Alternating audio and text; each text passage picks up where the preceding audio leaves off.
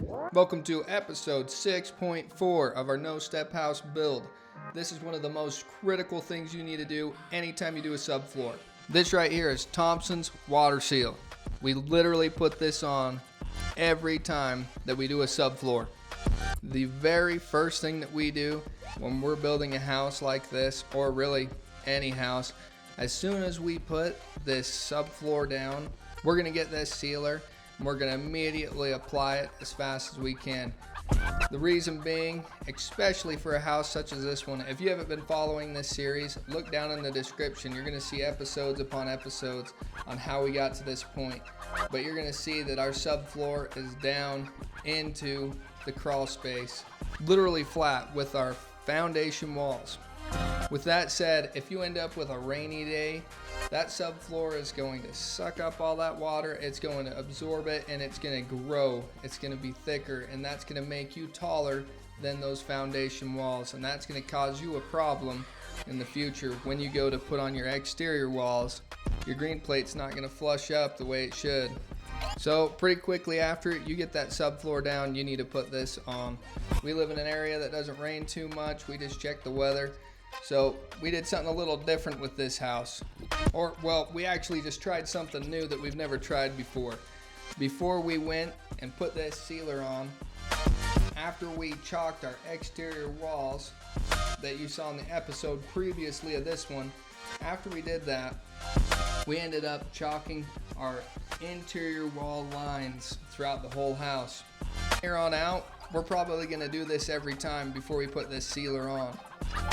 Now, typically whenever we're doing a house, we don't chalk these lines until after we do our exterior walls, we get our roof on, we get blocks up into our ceiling, catwalks done, and then we start chalking interior walls and we start putting those walls up.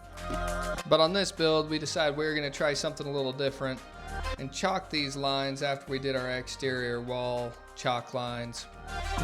And the reason why we love this, and we decided this is the way we're going to go from now on, is when you'll see when we go to build and we start putting down our green plate and start marking out our layouts of our top and bottom plates, we literally take the time usually to mark where everything's going to be at in the moment.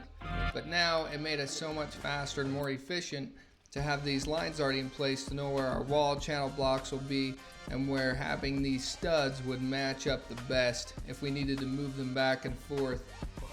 It made the planning of the whole exterior wall build and its layout so much faster. It made it so much nicer, smoother, and precise. Either way, back to applying this Thompson water seal. When applying this, we dump down a ton. We're super liberal with it. We want as much seal as we possibly can. When rolling it, we like to try to push it up into the grooves or all those spots where our sheets come together, and we like those spots to fill in as much as possible. If you live in a rainy area, I would put this on immediately after you do your build. And if you're not in a rainy area, I would still recommend putting this onto your subfloor, because whatever flooring goes on top of there and water gets underneath it, you can have the peace of mind that you at least have some kind of a barrier to help. We use Thompson water seal. It's the best seal that we've found. We really like it. Check it in the link down below in the description. Thanks for watching our content. I hope this was value to you.